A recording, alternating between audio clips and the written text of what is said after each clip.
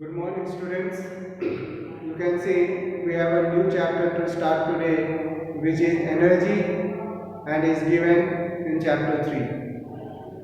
Now, energy means ability to do work.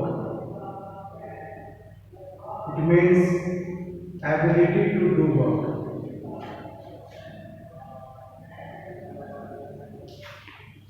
Now, you might have noticed, or it is a common experience, that when we do a lot of physical work, then slowly we get tired and we say that energy is lost.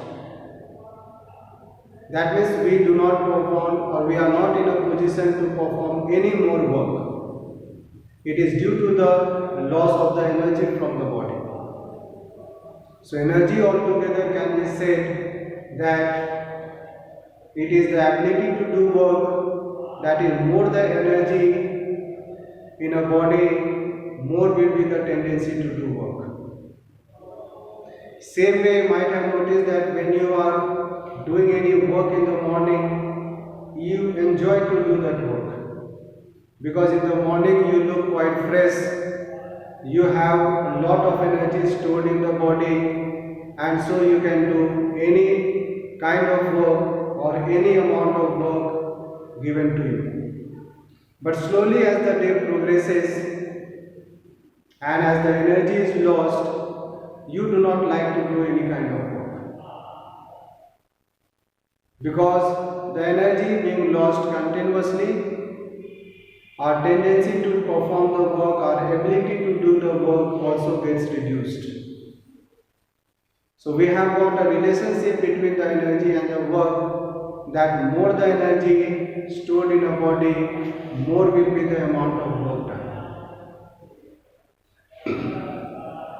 Let us try to understand one more very good examples by taking an activity to establish a relationship between energy and work.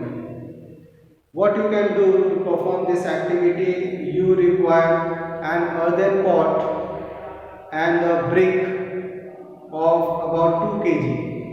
The weight of the brick should be about 2 kg.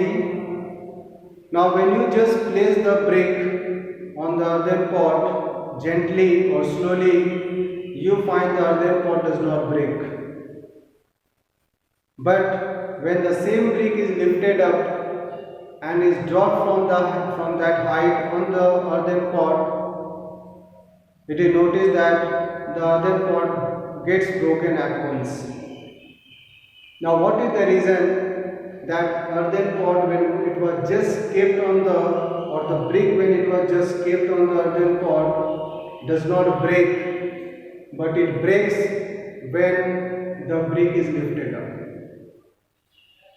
The reason can be understood that the brick, when it is just placed on the earthen pot, does not have that amount of energy stored, and so it is not able to perform that work, or is not able to break the earthen pot.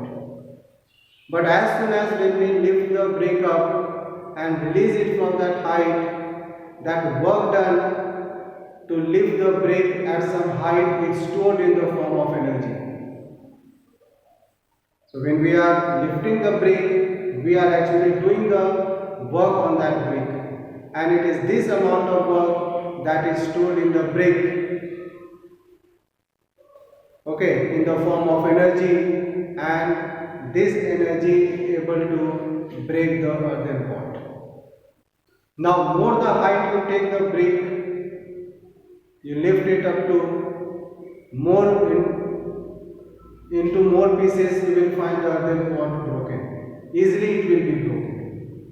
Because if the height is more, again more energy will be stored. And more energy is stored, it means it will be able to perform more amount of work also. So this we have the relationship between the energy. Now coming to different forms of energy.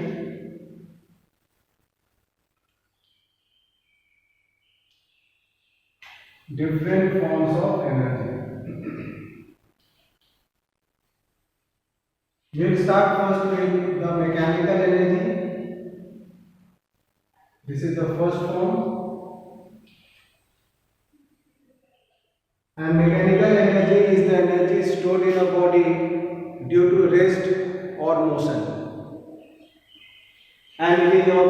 types: kinetic energy and potential energy. Kinetic energy is short we write kb. And kinetic energy stored in a body is due to the motion of a body. That means if a body is in motion, then it will have kinetic energy stored in it. So every moving body we can say will store kinetic energy. And kinetic energy depends upon two factors, that is number one, mass of a body, and number two, velocity of a body.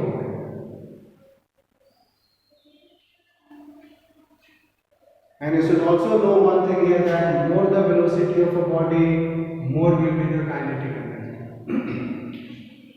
And second type of mechanical energy is potential energy.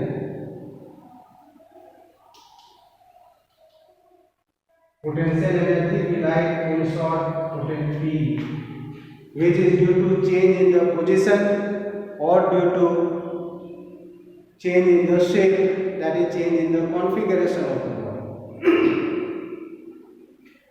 So potential energy is of two types: gravitational potential energy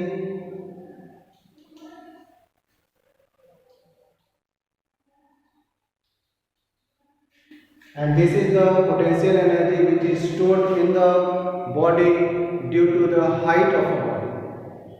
For example, the fan fixed in the ceiling has gravitational potential energy stored in it.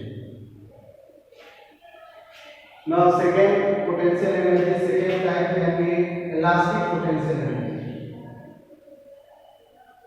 Elastic potential energy.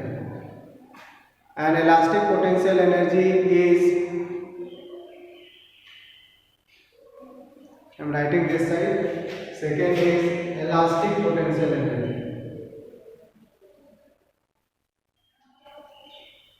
And this is the energy stored in a body due to change in the shape of a body. That means when you are bending a body, bending an object, it will store this potential energy, which is called elastic potential energy. When you compress the object, like when the spring being compressed, it will again store this potential energy. When you stretch the spring, it will have elastic potential energy stored. So this we have the first form of energy. We have other forms also that we'll discuss in the next class. Thank you.